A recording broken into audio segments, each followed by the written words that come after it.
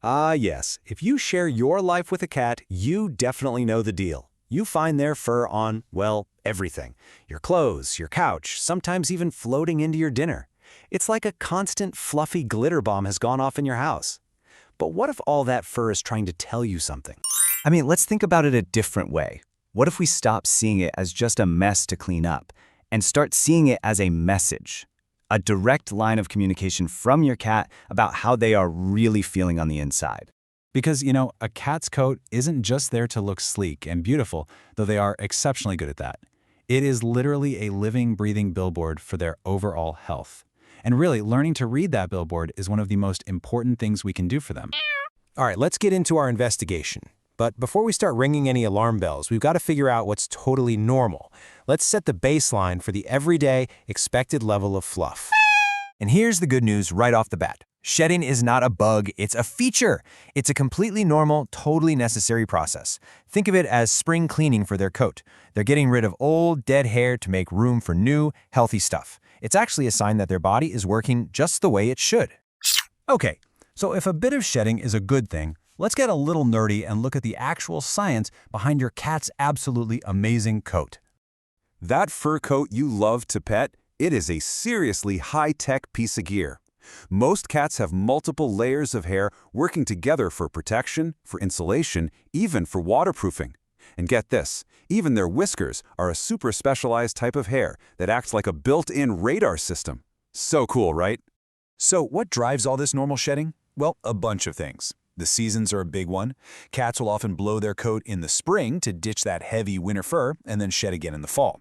But for our cozy indoor cats, the constant artificial light and heating can kind of confuse their system, leading to a slow, steady shed all year long.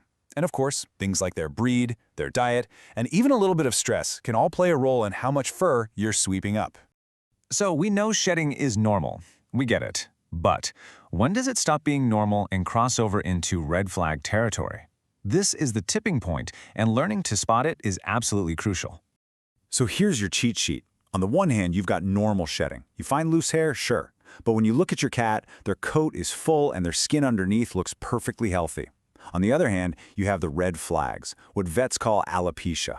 We're talking about actual bald patches, skin that looks red or irritated, and a cat that seems to be scratching or licking themselves nonstop.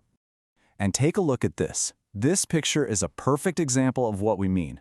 This isn't just a little seasonal thinning. This is self-inflicted hair loss on the cat's belly, probably from grooming way too much.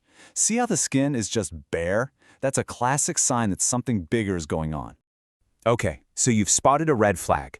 The investigation is officially on. Now it's time to line up the usual suspects and figure out who the culprit might be. Suspect number 1, and probably the most common bad guy, is parasites.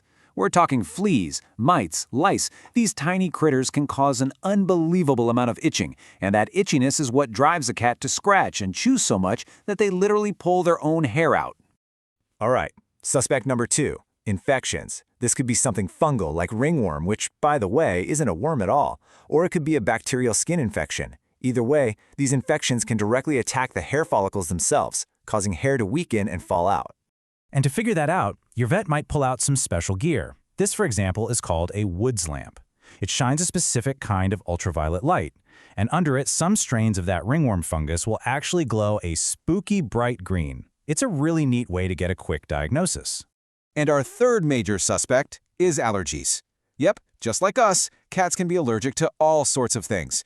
Ingredients in their food, pollen in the air, you name it. This allergic reaction makes their skin incredibly itchy, a condition vets call pruritus, which, you guessed it, leads to that obsessive grooming and hair loss.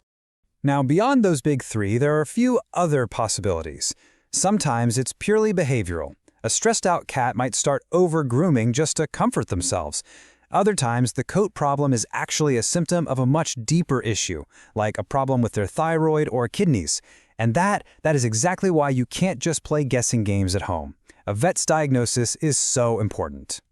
So now that you're armed with all this information, what do you actually do? Let's put together a clear, simple action plan for what comes next. Okay, for just the normal, everyday shedding, you can do a lot. Regular brushing is huge. Feeding them a high-quality diet and making sure they're drinking enough water is also foundational. And don't forget to manage their stress with things like cozy hiding spots or fun food puzzles. And please, please, keep up with that year-round parasite prevention even if your cat never sets a paw outside. But what if you have seen those red flags we talked about?